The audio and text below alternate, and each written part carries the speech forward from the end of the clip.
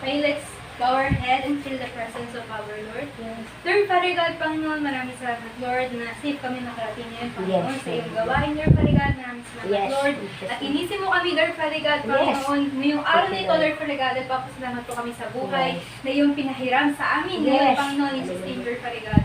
Lord, Father God, nagpapasalamat po kami, Panginoon, na naririto kami, Panginoon, muli, ngayon, Panginoon, upang makinig ng iyong salita, Lord, Father God, na siyang aming mapanghahawakan, Lord, Father God, sa aming mga buhay, Panginoon, in Jesus' name, Lord, Father God. Lord, Father God, pinapanalangin po namin, Panginoon, na lahat po natatayo, Panginoon, Yes. sa maghahayag ng iyong salita, Yes. Lord, Father God, Thank you, itago mo Jesus. siya sa iyong likuran. Mahayag lamang ang nais mong mahayag, Lord, Yes. Father God, Thank you, langisan mo ang Jesus. kanyang labi, apoyin mo ang kanyang puso, Lord, Father God. Gayon Yes. rin po, Lord, Father God, sa magta-testimony, magta-tithe Yes, and Lord. closing, Lord, Father God, gabayan niyo po siya ng iyong banal na Espiritu Yes, Santo, Lord, in Father God, Jesus' at sa name. gayon, Panginoon, mahayag lamang, Panginoon, ang Yes. salita ng kaligtasan, Panginoon, sa lahat ng iyong Yes, pinapagaan sa hallelujah. name, Lord, Father God. Lord, Father God, Panginoon, we invite your Holy Spirit, Lord, Father God, Yes. sa oras na ito, Lord, Father God, na siyang mamuna, Panginoon, sa Yes, amin, Lord. Panginoon, sa name, Lord, Father God, ang pahayag, mag-decipher, Lord, Father God, ng iyong salita, Panginoon, Yes, sapagkat in Jesus' wala name. kaming kayang gawin, Lord, Father God, Panginoon, kung kami ay wala sa iyo, sa Yes, Lord, in Father Jesus' God. name. Lord, Father God, Panginoon, kiniklaim na po namin nakatagumpay na Yes, gawain ito, Lord hallelujah. God, Lord, Father God. We pray, Lord, Father God, Panginoon, na walang mangyayari, Panginoon, Yes, o ano man hallelujah. pong masama, Panginoon, sa gawain ito, Lord, Father God. Yes, Hindi po in namin Jesus' pinahihintulutan ng kaaway, Lord, Father Yes. God, sa ano man pong mangyayari sa aming mga buhay, Lord, Yes, Father God. in Jesus' name. Lord, nagpapasalamat po kami, Lord, Father God, sa araw na ito. To God be all the glory. In Jesus' name we pray. Amen. Praise God. Hallelujah. Hallelujah. So, tabagin na natin si Elijah. Lakihan natin yung sa buhay niya. Ayan, glory to God. Isang mapagpalang umaga sa ating lahat. Ayun, nagpapasalamat ako sa Panginoon kasi hindi nagkukulang ang Lord kahit kailan, di ba? Yun, nitong mga nakaraang linggo, nagpapasalamat ako sa Lord kasi andun yung kalakasan niya, yung protection niya, yung pag-provide niya sa mga pangangailangan namin, physical man o spiritual. Binibigyan niya ako lagi ng knowledge and wisdom, lalo na pagdating sa school. Yes. Kasi may times talaga na pag may quiz kami, sa akin kumukopya yung mga kaklase ko. Ganyan, nagpapasalamat ako sa Lord kasi alam mo yun na pag iniisip mo, hindi mo kaya, pero kapag humingi ka ng tulong sa Kanya, tumawag ka sa Kanya, di ba nandyan siya para tulungan ka, nandyan siya para tulungan ka na na sa mga hindi mo alam, na mga dapat mong gawin. Yun, doon ako nagpapasalamat sa Lord kasi, pinapaunawa sa akin ng Lord na hindi ko kaya na mag-isa lang ako. Hindi ko kaya na wala siya. Which is totoo naman. At doon ako nagpapasalamat sa Lord kasi totoo na hindi natin kailangan ng kahit na sino at ng kahit na di ba, para maging buo tayo. Kailangan lang natin ng Panginoon. Doon ako Amen. nagpapasalamat sa Lord kasi yung kumbaga, nasa mundo tayo pero hindi tayo masasatisfy ng mundo. Di ba? Kaya nagpapasalamat ako sa Lord sa lahat ng pagkakataon, sa lahat ng bagay, sa lahat ng pagsubok. Lalo na sa mga pagsubok kasi syempre, nandito na tayo sa ganitong edad, maiisip natin yung mga bagay-bagay na gusto natin, ma-figure out natin yung mga bagay-bagay na yon. Pero di ba sinabi nga ng Lord, may mga bagay na tayo na hindi natin nauunawaan, pero ipapaunawa niya sa atin sa susunod. Sinabi niya yun sa salita niya di ba? Kaya tayo, kung nasan man tayo ngayon, yun muna yung hakbangan natin, di ba? Yung mga bagay na yan, may tamang oras para dyan, di ba? Kaya kung ano yung tinatahak natin ngayon, nalandas, di ba, magpatuloy lang tayo doon. Huwag nating isipin yung future kasi ang Lord na ang bahala dyan, di ba? Doon lang tayo sa present kasi Yes. nasa present tayo ngayon. Kaya nagpapasalamat din ako sa Lord kasi nakapagpatuto ako ngayon sa harap ng marami, sa mga pinili ng Lord, lalo na sa Panginoon, di ba? Kasi totoo na buhay at makapangyarihan ng Diyos. Totoo yan, kasi ako mismo nagkukulang ako. May times nga talaga na parang wala na akong oras sa Kanya eh. Pero laging binabalik ng Lord at the end of the day na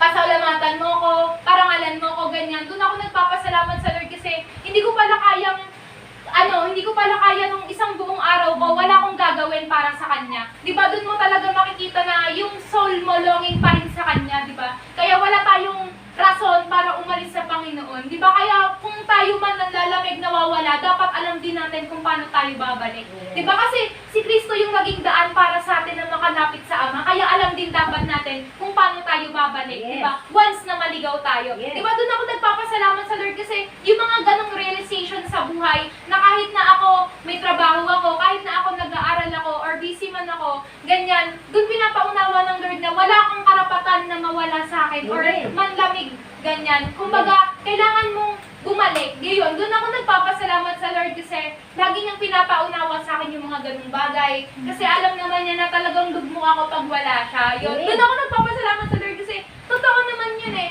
Di ba? Kahit minsan, kailangan talaga nating maunawaan yung mga bagay na ganun. Di ba? Minsan, kailangan nating mapag-isa para maunawaan yung maunawaan natin yung mga ganung bagay. Di ba? Normal lang na mag-isip, pero isipin natin kung ano yung ginagawa ng Panginoon sa buhay natin para makita natin yung blessings na binibigay ng Lord. Doon ako nagpapasalamat kasi ako marami nangyayari sa buhay ko, positive, negative. Lalo na mga negative. Pero titignan natin lagi sa negative side, yung kabutihan ng Lord. Di ba? Kasi doon natin makikita na mapalad pa rin ako. Ang daming marami nagsasabing tao, ayoko na mabuhay. Ayaw nila ng buhay nila. Pero lagi natin sasabihin sa kanila o sa kahit na sino, maraming nangangarap ng katulad ng buhay mo. Kasi mas maraming naghihirap pa kaysa sa'yo. Di ba? Tayo ba na akala natin hirap na hirap tayo sa mundo, pero may Panginoon tayo, di ba? Sino tayo para sumuko at hindi lumaban? Di ba? Kaya maging proud tayo na andito tayo sa Lord. Di ba? Maging proud tayo na kahit na ganito tayo, nagpapatuloy tayo sa Kanya kasi kahit kailan hindi niya tayo iniwan tsaka hindi niya tayo pinabayaan.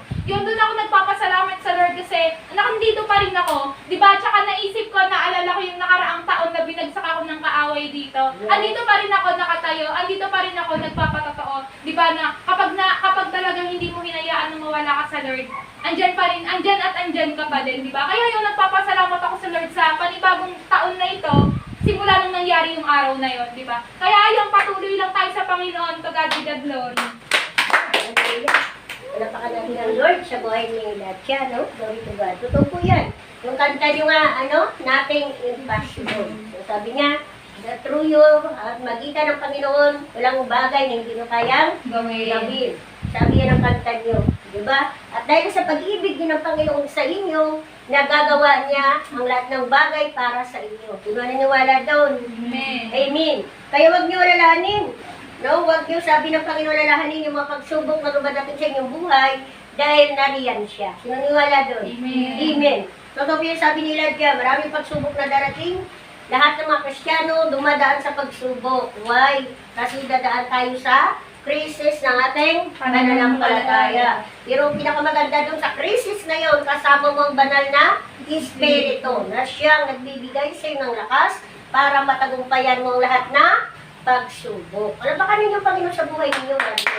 Napakabuti ng Panginoon sa buhay natin. Alam niyo guys, na maraming ginawa ang Panginoon na totally, no? Tatayo dapat dito si Judith at mag-testimony at magpapasalamat sa Lord. Isa rin siya ng pasalamat sa Lord sa kanyang trabaho. Grabe ginawa ng Panginoon sa kanya. No? Sinampal ang kaway sa buhay niya. Diba? Pinag-iinitan siya ng kanyang ng mga kasamahan niya, pero hindi nagtagumpay. Then nagulat sila na nag-over 100 ang score niya tuwing gabi. Diba? So, sabi ko nga sa inyo, wala makasasara sa bubuksan ng Panginoon sa inyo, at wala din makabukas kung sasaraduhan tayo ng Panginoon. Kaya dalawa lang po ang ating babasigan, dalawa lang po ang ating lalakaran yan. Nasa inyo ang pagpasya kung saan kayo doon. Amen? Okay, so bago tayo mag-proceed sa ating topic ngayon, today ay tayo muna ay manalangin. Imbitahan natin ang banal na Espiritu na siyang magsalita sa aming katawan. Sige, bow your head and close your eyes. Father God, may-ari ng langit at ng lupa at ng lahat ng bagay. Maraming salamat Ama sa umagang ito at kaisa na naman kami sa iyong gawain. Hallelujah, puno kami ng kagalakan. Sa awitan pa ng Panginoon, grabe ang iyong presensya, Father God, hallelujah. Lord, talaga namang hindi mo kami iniwan at hindi mo kami pinababayaan. Father God, hallelujah, maraming salamat Ama, hallelujah. Dahil Ama, sa magsulok ng daigdig Panginoon, nagdiwa ngayong malingkod, pinilig, inirang at ang iyong bayan. At kaisa kami sa araw na ito. Father God, hallelujah, itago mo ko sa likuran, ikaw makita sa aking katauhan, at ang salitang lalabas sa aking mga labi, Ama, salita ng kaligtasan, sa lahat ng matawid kinakapaglan. Maraming salamat, Father God, sa magsulok ng daigdig, Panginoon, buksan mo ang kanilang spiritual mind, heart, and soul, at sa ganun, Ama, mahayag sa kanila, Ama, ang tunay na pagsamba at ang tunay na pananampalataya sa iyo. I declare din naman ang kapayapaan, Ama, sa buong daigdig, higit sa lahat Ama sa bansang Jerusalem. Ganon din Ama sa Pilipinas, hallelujah Father God. At I pray na declare Ama, dahil ikaw ang tunay na batas, ikaw ang tunay na kapayapaan, ikaw ang tunay na makapangyarihan sa lahat. Maraming salamat para sa araw na ito. In Jesus' name, Amen. Napakan natin muli ang Panginoon sa inyo mga kapatid. Hallelujah. So, bago tayo bababa sa ating topic, i-share ko muna sa inyo ito ang binabasa sa atin ngayong umaga. No, gusto namin ito i-share sa inyo. Okay. So, dito po nakikita sa Gawa, chapter 4, verse 32, sabi niya dito, binaba niya ito, sabi niya, taglay daw ang dakilang kapangyarihan ng mga apostol. Sabi niya, patuloy ang pagpatutuo tungkol sa muling pagkabuhay ng Panginoong Jesus. At ang, sabi niya, masaganang pagpapala, sabi niya, ay tinaglay nila sa nilang lahat at walang binili nila ang kanilang, sabi niya, kanilang mga lupa o bahay o ang pinagbilhan, sabi niya. At ito ay, sabi niya, ito daw lahat ay galing sa Panginoon. So, yun po ang makapangyarihang Diyos, siya po ang kikilos sa atin at siya din po daw kikilos sa inyo. Amen? Ano man daw kailangan ninyo ngayon punta kayo dito, binigay niya na. Palapakan niyo ang Diyos sa buhay niyo. Kailangan kayo ng bahay, bibigyan niya kayo ng bahay. Amen? Kailangan kayo ng karunungan para sa pag-aaral ninyo, nasa inyo na. Amen? Hallelujah. Hindi kayo pakukulangin ng inyong Diyos. Dahil ang Diyos ninyo, Diyos sa lahat ng mga Diyos at hari sa lahat ng mga hari. Okay. So, muli, good morning, warrior. Good morning. Good morning. Okay, litin natin. Good morning, warrior. Good morning. Good morning. Sino nagagalak at nandito siya ngayon? Amen. Amen. Kung kayo nagagalak, kami puno-puno din ng kagalakan. Amen. Tandaan natin guys, the more nakakamti kayo, the more na nalakas ang kanyang kapangyarihan.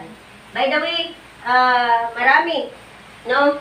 Ayaw umalis dito, ay gusto nang bumalik. No, kasi na-analyze niya na iba ang katuruan na kanyang narinig doon sa kabila. So, hindi natin alam kung anong pinanggalingan, no? Pero iba daw ang katuruan, kaya gusto niya bumalik sa kanyang dating tulungan. Amen? Pero sabi naman namin, kung talagang gusto mo bumalik, huwag ka nang mamangka sa dalawang Diyos o dalawang katuruan. Tama niyo yung na-analyze mo na mayroon palang kulang o mayroon palang karagdagan. Amen? Dito po guys, hindi tayo nagdagdag, hindi rin tayo nagbawas. Why? Kasi kung dadagdagan mo ang salita ng Diyos, ano daw yun? Karagdagang sumpa. At kung nagbawas ka naman, ano daw? Kabawasan pagpapala. So, kailangan huwag natin yan gawin. Kung mayroon man tayo hinahayag dito, galing lang sa salita ng Diyos. Yun ang tandaan natin. So, sino nakalala ng topic ninyo pinakalas pa? Kasi wala tayo no nakaraan, no? Wala tayo.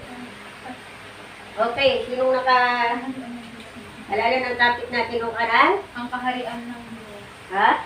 Ang kaharian ng Diyos. Nasaan ba ang kaharian ng Diyos? Sa puso. Nasa puso, nasa inyo na. Palapakan nyo ang mga buhay ninyo. Hallelujah. So dahil dyan, dahil nasa inyo ng kaharian ng Diyos, alam ko na kayo ay magtatagumpay. Sino may gusto nun? Amen. Dahil ang topic natin dito, pagtatagumpay ng isang tunay na Kristiyano. Palapakan nyo ang Diyos. Hallelujah. Yan ang topic natin today. Ang ating susunod teksto, sabi, Roma 12:21. Huwag kayong sabi niya, padadaig sa masama, kundi daigin ninyo ang unang mabuti ang masama. Wow! Okay, Lord Father God, maraming salamat ang masing salita na hindi ito mapangyarihan sa lahat sa umaga nito. Itanim mo ito, Ama, sa pinakamataba niya mong puso, para ito ay may nakaran, may sa buhay at may sa gawa. Maraming salamat, Ama, in Jesus' name. Amen. Ano sabi daw? Para daw kayo magtagumpay. Ano sabi ng Roma 12:21? Huwag kayong padaig sa masama. Kundi daigin ninyo ng mabuti ang masama. Wow, grabe, no? So, paano naman kung talagang inaaway ako? Anong gagawin ko dito? Dito madalas nalaglag ang isang Kristiyano. Once na nagkaroon siya ng struggle sa buhay, hindi niya malabanan ang tukso. Nakaranas na ba kayo ng ganito? Amen. Amen. Guys, si Kristo ba hindi na natagumpayan ang tukso? Natagumpayan. Kaya madalas ninyo ibalik sa inyong kaisipan pag mayroong mga pagsubok o mayroong struggle sa buhay, kasi normal po yan, dahil nandito tayo sa mundo, balikan natin lagi si Kristo. Kasi kung si Kristo na dahil sa tukso na siya pinadalas sa ilang, sinamahan siya ng Diablo, nagpakita ang Diablo. Ilang bisis si Kristo pinukso doon? 3. Tatlo. Hindi lang isang bisis. Pero ang pinakamaganda, si Kristo ay ano? Hindi na tukso. Diba? Anong sabi ni Kristo? Tanging Panginoon mo lang ang iyong paglingkuran. Kaya kung dumating man sa buhay ninyo, nandyan si Satanas, nandyan ang Diablo para tuksoin kayo, sabihin nyo sa Diablo, at tanging Panginoon mo lang ang iyong paglingkuran. Yan ang sabihin ninyo. Why? Sa panahon natin ngayon, gumagamit na ang Diablo ng tao. Sinunuwala doon. Amen. Amen? Kaya praise God. Alam niyo guys, sa totoo lang, napakapalad ninyo. Hindi lahat ng sikta nagtuturo about sa Espiritu. Ang binababa lang nila ay salita ng Diyos, pero walang kalinawan kung saan ba natin yan magagamit. Tama ba? Pero kayo, itinuro sa inyo ng banal na Espiritu kung paano sa inyo kumilos. Paano ba makakilos ang banal na Espiritu sa isang tao?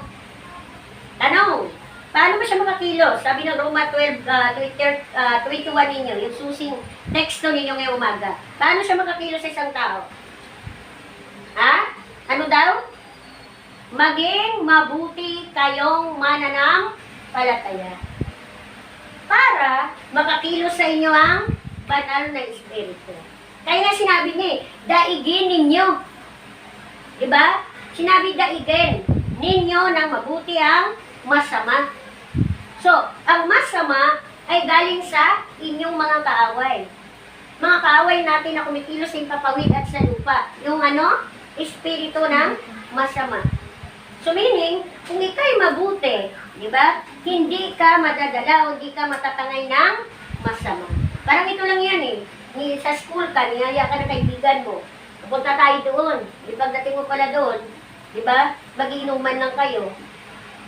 Okay, anong gagawin mo doon? Makikinom ka rin ba sa kanya? Ha? Siyempre hindi. Kung talagang dala mo ang kabutihan ng Diyos. Dapat, taglay-taglay mo yan kahit sa dalhin ng iyong pangyapak. Dapat, hindi ka matatakpan ng dilim kung tunay nga na sa iyo ang liwanag.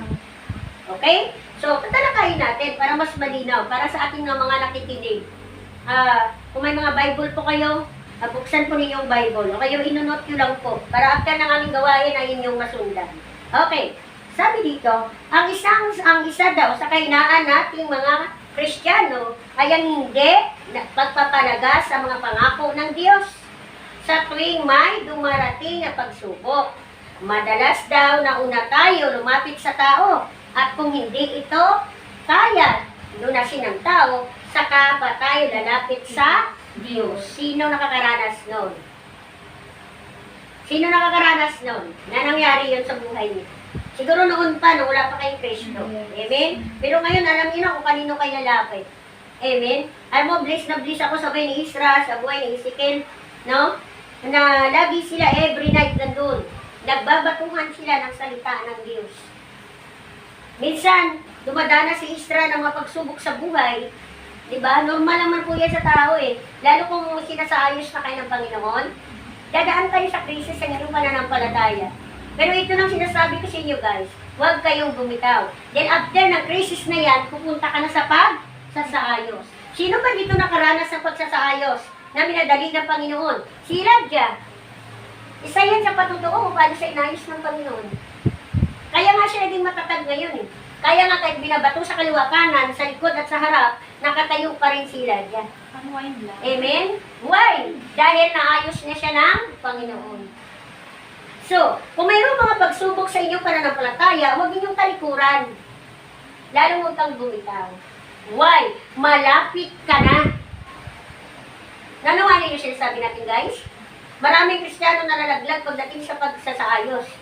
Yan lang ang tingin nila sa isang Kristiyano o isang mananampalataya, lalo na sa isang malapit sa Panginoon, ang tingin nila doon ay puro saya.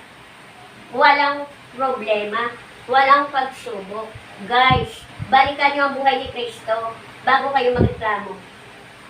Si Kristo ba, bago makyat sa langit, ano ba ginawa ni Kristo sa lupa? Di ba nagpapako siya? Di ba ilustay-ilustay siya ng mga tao, hinamak siya?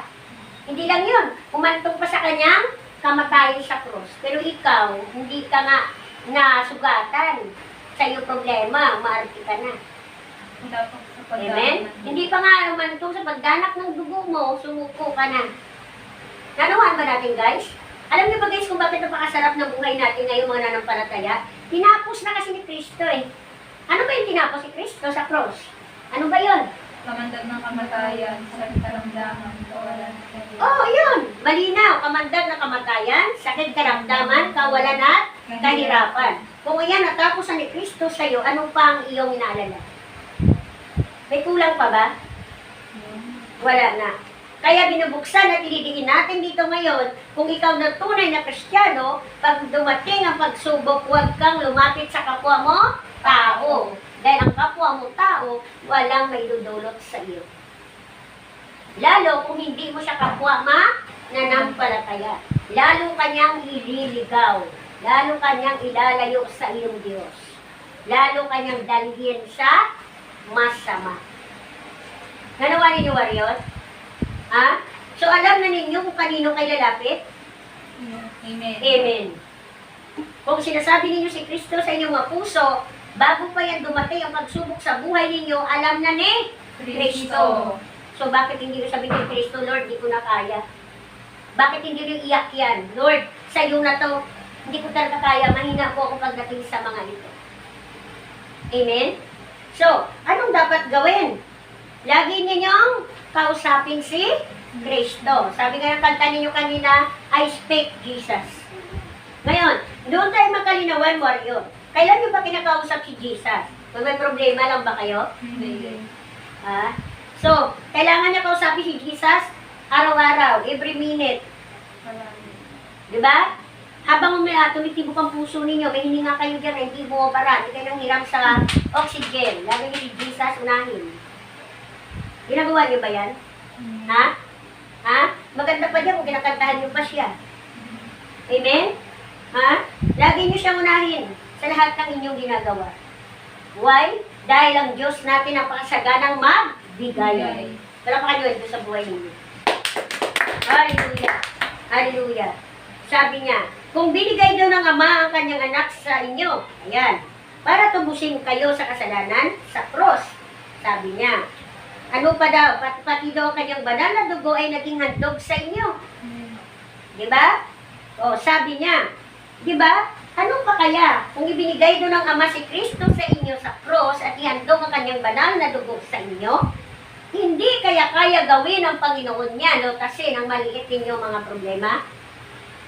Sa tingin ninyo, kung naibigay ng Ama si Kristo sa inyo, anong ibig sabihin nun? Hindi ba kayo mahal ng Ama? Mahal. Mahal kayo ng Ama. Mahal na mahal. Ang nag-iisang anak niya ay ibinigay para sa iyo, para sa atin, para mamuhay tayo ng malaya, para hindi tayo alipin ng kautusan, katulad ng panahon ni Moises, na kailangan nyo maghandog para lang kayo ay patawarin inyong mga kasalanan. Pero ngayon, si Kristo ang iyong mabangong handog. Tingnan ninyo yan. Saan kayo makakita na ikaw nagkasala, ibang tao yung parusahan? May nakita na ba kayo dito sa mundo niyan? Mayroon. Ha? Sino? Yung mga Diba? mahihirap. Oh, Inaano ng mga diba?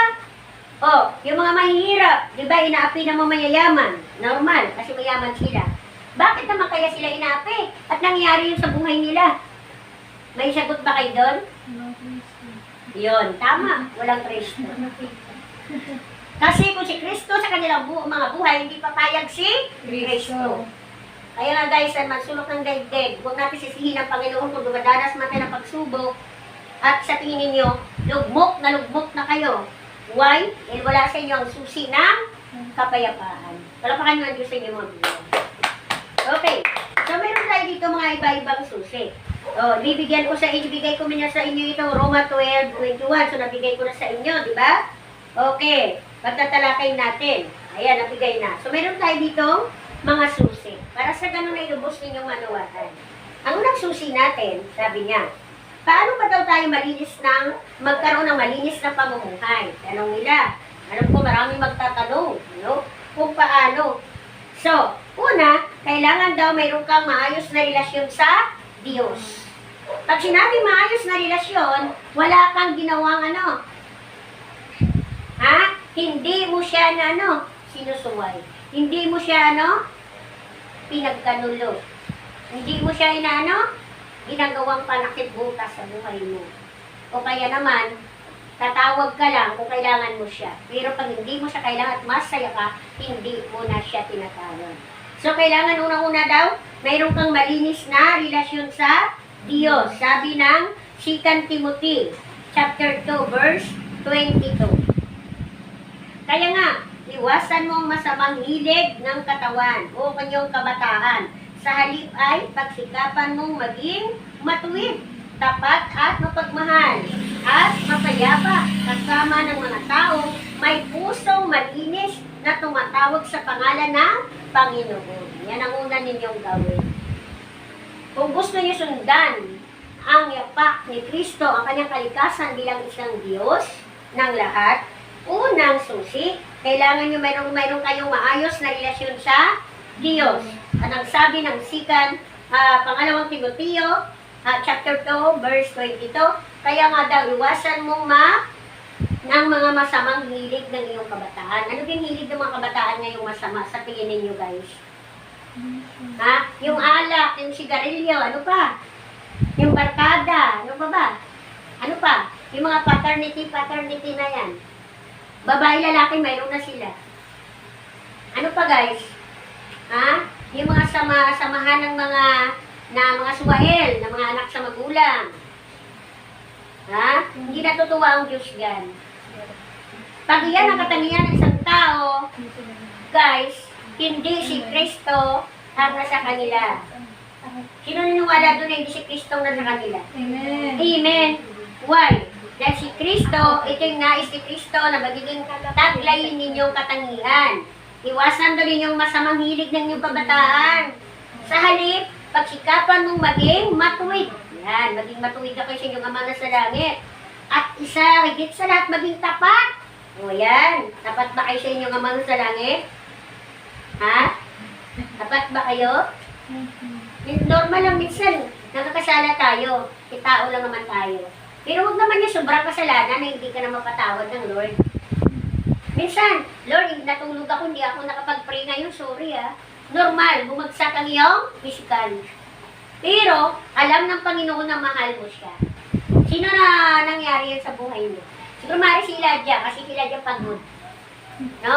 Paghiga, sa isip nagpe-pray na, wala na yung pray, nadubulan niya na. Okay? Okay. Naroon ka magdadala Elijah, naunawaan ng Panginoon niya. Amen? Ang importante, bago ka humiga, naisip mo siya.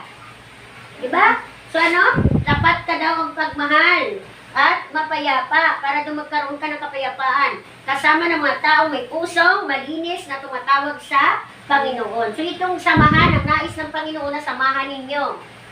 Naniwala ba kayo? Amen. Amen. Pangalawang susi. Para maging maayos ang iyong relasyon sa Diyos, pangalawang susi, buhay na ganap. Isulat ninyo. Buhay na ganap. Okay, pwede naman yung ganap dito. Sige, go. Sige. Okay, pangalawang susi, buhay na ganap. Pag sinabing buhay na ganap, no? Pag sinabing buhay na ganap, anong nasa isip niyo? Na ganap, guys? Anong nasa isip ninyo? Okay. Ganap. Magkaroon na kayo ng buhay na ganap. Ano ba yung ganap? Puno-puno ng kapayapaan. Bakit po sinabi sa inyo puno-puno ng kapayapaan? Alam nyo, guys, pag ikaw, puno na kapayapaan, lapagan kami sa Satanas sa problema sa harap mo, walang i-fix sa iyo. Yung nakaranas nun. Amen. Amen. Tinatawanan mo lang, iningitian mo lang, kahit galit na si Taning. Diba? Asar na asar si Taning sa'yo, di ka ba lang niya mapaiyak? Amen? Yun po sinasabing buhay na ganap sa Diyos. Amen? Sabi ng Colossus 1:33. Sulat ninyo. Subalit, kailangan ninyong manatiling tapat at matatag sa inyong pananampalataya. At huwag pabayaan na mawala ang pag-asang dulot ng magandang balita na inyong narinig. Ano daw? Ha? Subalit, kailangan daw ninyong manatiling tapat sa inyong tungkulin. tapat sa inyong mga gawain sa Panginoon. Tapat bilang isang anak ng Diyos. Ginagawa niyo ba ito, guys? Nagawa na ninyo? Amen. Kung nagawa mo na to, pwede mo naman palakpakan ang sarili mo kasi ikaw pala ito. Alam ko malaki ko na. Amen? Hallelujah. So sabi niya, subalit kailangan ninyong manatiling tapat at matatag sa inyong pananampalataya. Bakit sinabihan kayong matatag? Dahil nga may Pagsubok.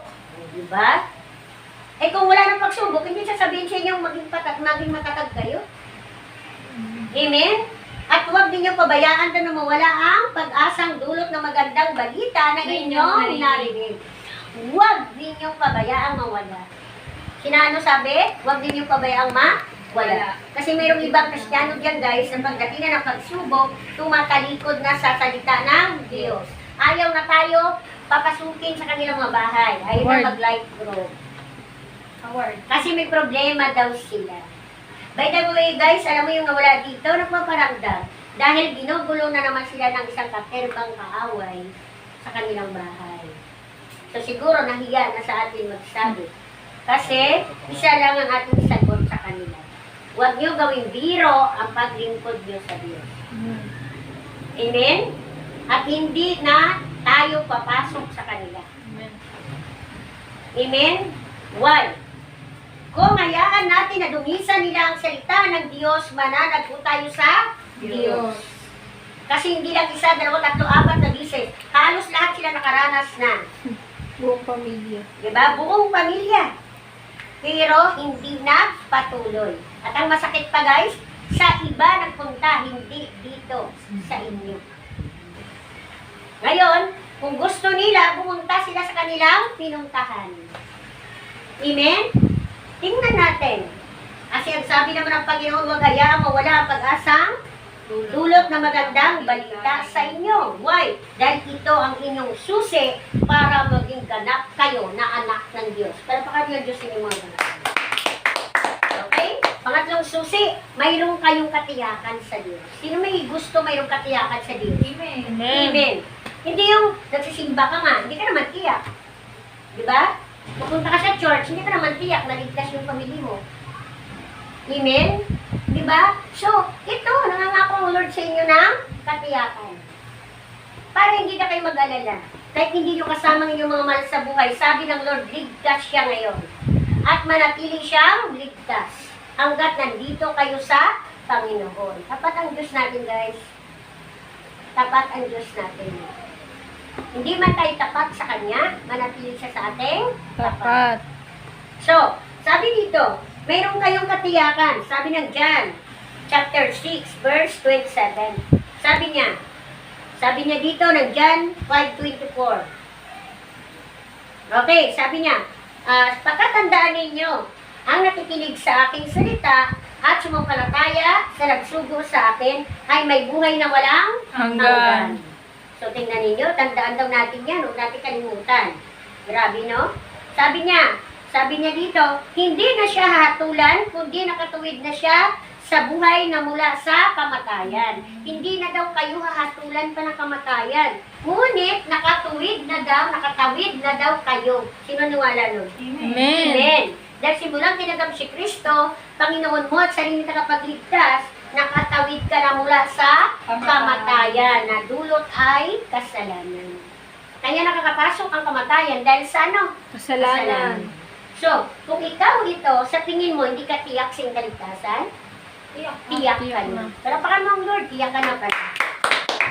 Hallelujah. Thank you Lord sa katiyakan. Okay. Pangapat na susi. Mayroon ka daw kakayahan. Sabi niya, sapagkat ang Espiritong ibinigay sa atin ng Diyos ay hindi espiritu ng kahinaan ng loob, kundi espiritu ng kapangyarihan at kalakasan. Okay, para pigilin ang iyong sarili. Tingnan ninyo. So, sa tingin mo kung may kakayahan ka na kontrolin ang lahat ng bagay sa buhay mo, sa tingin mo kaya ka pa ng diablo? Hindi. Hindi. Kaya pag narinig ng diablo yan, gigil ng diablo. Sasabihin ng diablo, bakit tinuro ko sa inyo ito? Amen? No? Sabi niya, mayroon na daw kayo kakayahan na talunin ang lahat na pakana ng dyablo sa inyong mga buhay. Why? Dahil binigyan daw kayo ng espiritu ng Diyos, espiritu ng kalakasan, hindi kahinaan. So, naniwala doon. Kaya kung ikaw mahina pa rin hanggang ngayon, maaaring wala sa iyong espiritu ng Diyos. So, kung ikaw mahina, ano gagawin mo? Balik sa Diyos. Mag-umpis sa Panginoon, humingi ng tawad sa Lord para ibalik niya sa iyong espiritu ng kalakasan. Pero by the way guys, alam niyo, pag ang espiritu ng kalakasan mawala sa inyo, napakahirap ibalik. Sino wala doon? Amen. Amen. Nakaranas na ba kayo nun? Ha? Nakaranas na kayo? Na parang gusto mong bumalik pero may pagpigil sa'yo. Huwag na pumunta doon. Huwag ka na rin magsali-sali, huwag ka na magbasa. Amen? Napakahirap ibalik. Pag ang espiritu ng kalakasan na galing sa Panginoon ang mawala sa'yo. Ngayon na marami na nagpatotoo dito, karanasan niya talaga yan, na napakahirap ibalik. Hanggang sa umiyak siya, natulungan daw natin siya. Pero sa biyaya ng Panginoon at tinulungan natin siya, at siya naman nag-commit sa Panginoon, bumalik sa Kanya ang espiritu ng kalakasan na walang iba kundi espiritu ng Diyos. Parapakan mo ang Diyos sa buhay mo. Hallelujah. Diba? Alam mo yung espiritu ng Diyos? Grabe yan. Hindi yan magpapatalo kahit sino man ang kanyang kaharap. Sinabi niya nga lahat ng tuhod ay lulubog. Kaya kung ikaw may espiritu nito, mayroon ka ng kakayanang kontrolin ang lahat ng bagay na may pakanaang Diablo. So kung ikaw to, parangalan Diyos sa iyong buhay. Amen? Parangalan mo. Huwag mo sayangin ang pagkakataon. Okay? So, dito tayo. Tingnan natin ang pagkasabuhay kung paano nito i-apply sa inyong mga sarili. Okay, una, i-apply niyo sa inyong mga sarili ito. Lumapit sa Diyos na may kababaang loob. Amen. Okay. Lumapit sa Diyos na may kababaang loob, sabi ng unang Pedro, chapter 5, verse 6. Santiago, chapter 4, 6 to 10. Sulat ninyo yan, basahin nyo lang sa bahay. Matthew 8:10, more. Okay, basahin nyo na lang yan doon. Okay. Sabi ng Matthew 18:4, sabi niya, ang sino man daw na nagpakumbaba, gaya ng batang ito ay siyang pinakadakila at sa kanya ng langit. So, basahin nyo na lang yan. Pangalawa, sa buhay ninyo, mayroonong sumunod. Sa buhay ninyo yan. Sabi ng Hebreo 13:7-10. Sulat mo, para mabasa ninyo, balikan ninyo sa bahay. Hebreo 13:7-10. Pasakop kayo at sumunod sa mga namamahala sa inyo. Sila'y mga nangalaga sa inyo at mananagot sila sa Diyos. Sa ganitong, kung sila ay susundin ninyo, magagalak sila sa pagtupad ng kanilang mga tungkulin. Kaya maawa kayo sa nangangalaga sa inyo dahil mananagot daw yan sa Diyos. Amen?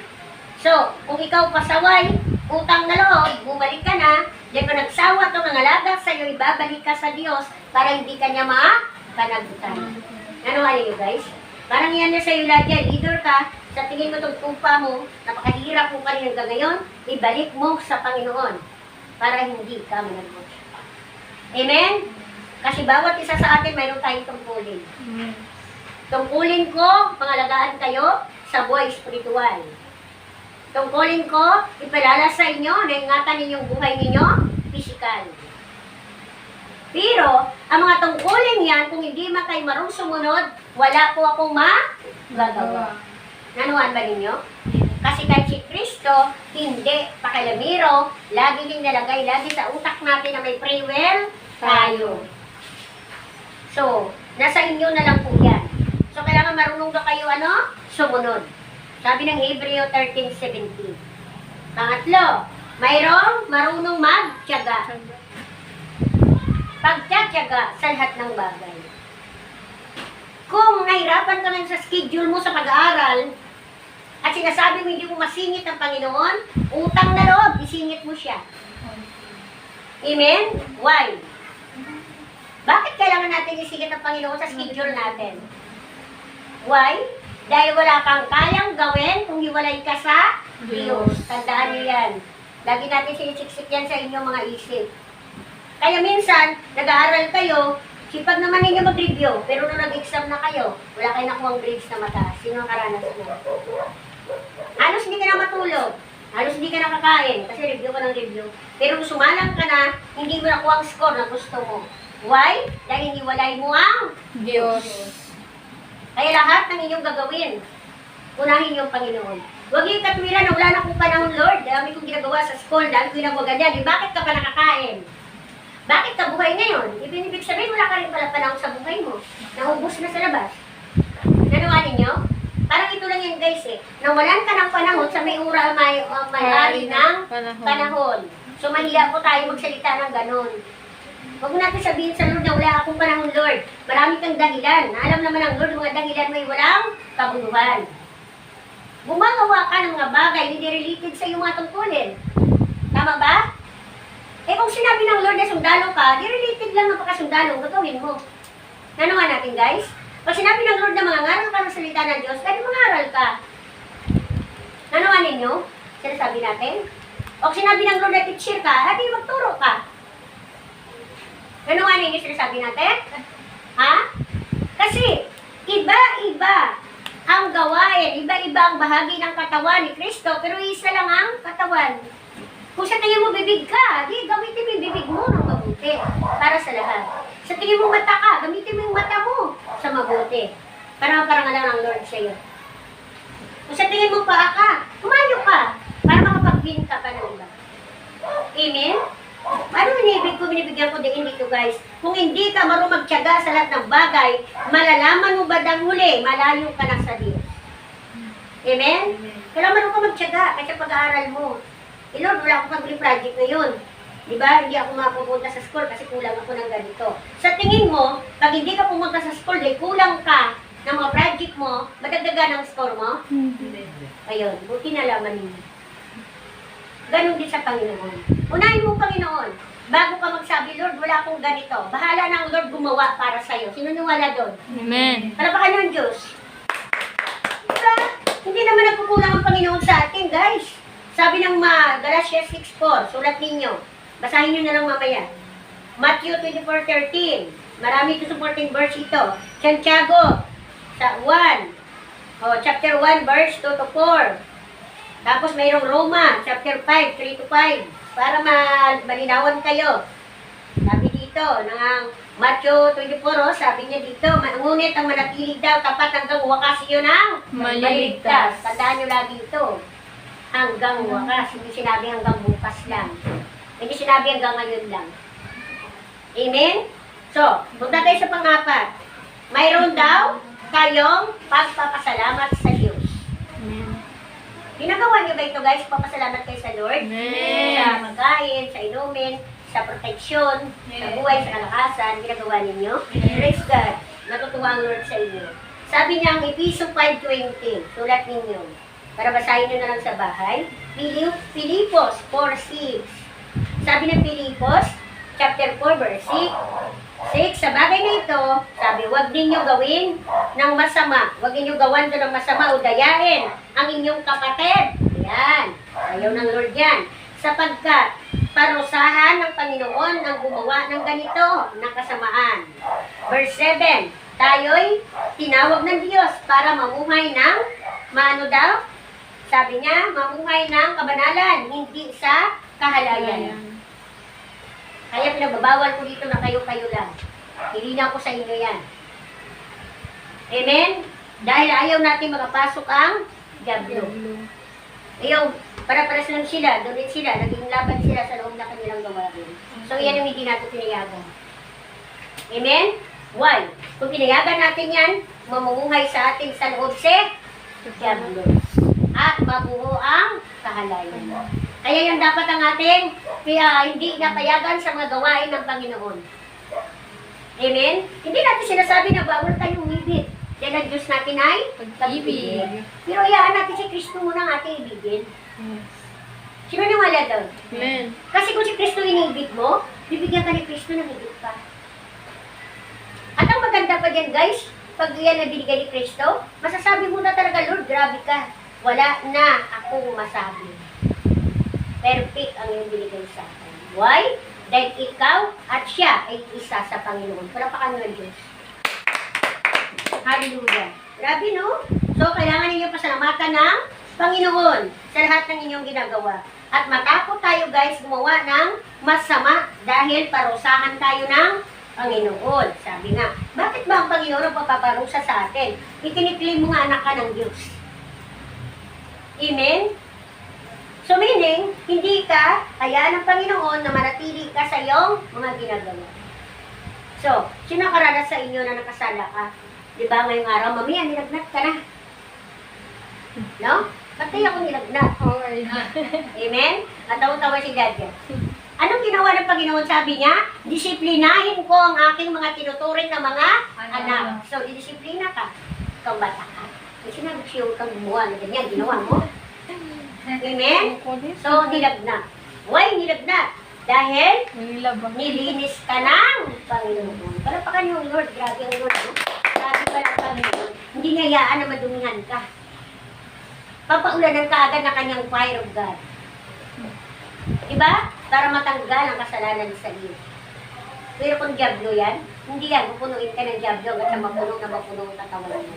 Hanggat ang katawan mo na ang susunod. Amen? Grabe ang Panginoon na nakakatuwa. Diba? So, dito kami magtatapos. Dito, sabi dito, huwag umalis sa presensya ng Panginoon.